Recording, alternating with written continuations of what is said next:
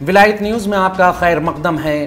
40 million मार्च और दिल के अमराज रेड क्रॉस सोसाइटी ने जारी की एडवाइजरी।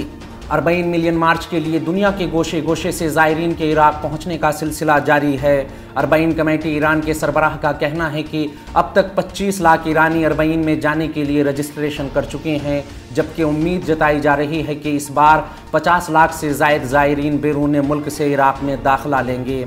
अंजुमन हिलाल अहमर ने दिल की बीमारियों में मुब्तला ज़ायरीन के लिए 40 मार्च के दौरान जिस्मानी सेहत को बहाल रखने के लिए कुछ तिब्बी तजावीज़ दी हैं। अगर पहले कभी दिल का दौरा पड़ा है तो डॉक्टर के मशवरे के बगैर 40 मार्च में शिरकत ना की जाए।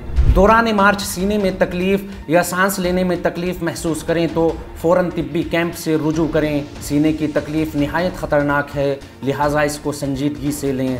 हिलाल अहमर ने कहा कि बाज़ अफराद इस अहम नुक्ते को नज़रअंदाज करते हैं। जबड़े से नाफ तक का दर्द दिल के दौरे की अलामत हो सकती है। चुनांचे ऐसे मौके पेश आएँ तो तिब्बी इमदाद के लिए फ़ौरी तौर पर करीबी इमदादी कैंप की तरफ रुजू करें ताकि मुनासिब वक्त पर इलाज हो सके।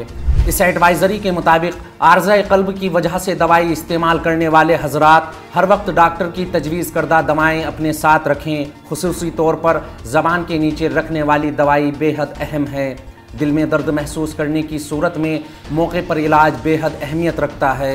नजफ़ अशरफ और करबला के दरमियान पैदल चलते हुए बग़ैर वक्फ़े के लंबा सफ़र करने से गुरेज करें। करबला में बैनुल हरमैन और दिगर मकामात पर हुजूम की सूरत में दूर रहने की कोशिश करें ताकि सांस लेने में दुश्वारी महसूस ना हो। मुख्तलिफ मकामात पर हुजूम ज़्यादा होने की वजह से मुतअद्दिद अक़साम के वायरस अपना निशाना बना सकते हैं। दिल की बीमारियों से शिफा पाने वाले हजरात वायरस की वजह से दोबारा बीमारी से मुतासिर हो सकते हैं।